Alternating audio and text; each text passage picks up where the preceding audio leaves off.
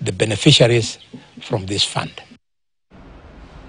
Waziri mwandamizi Mudavadi amesema serikali imeweka mikakati mahususi ya kusaidia mamlaka ya ukusanyaji ushuru nchini KRA kuongeza kiwango cha ushuru unaokusanywa.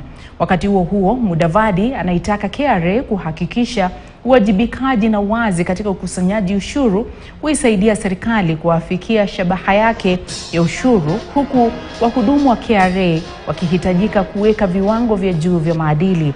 Mudavadi aliyasema haya katika chuo cha Eldoret County Uasin Gishu, ambapo alimwakilisha Rais Ruto kwenye hafla ya kufuzu kwa wasaidizi wa ukusanyaji ushuru.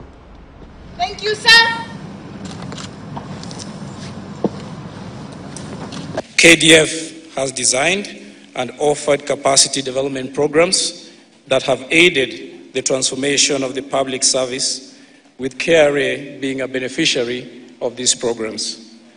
I particularly appreciate Brigadier Joel Arimi, Commandant Defense Forces Recruits Training School, and the KRA Program Training Director and Chief Instructor, Colonel Michael Simbili, who was central to bringing this program to fruition.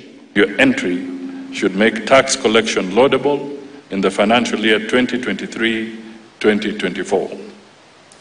Your assignment is therefore clearly spelled out, and I understand you have specific targets as individuals.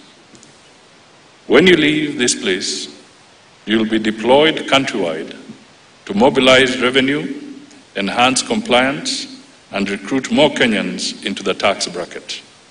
However, constantly remember, your responsibility is to perform your duties lawfully in a manner that promotes good KRA taxpayer business relations. While engaging taxpayers, carry yourselves with utmost integrity. There should be no room for collusion, facilitating tax evasion, or engaging in corruption.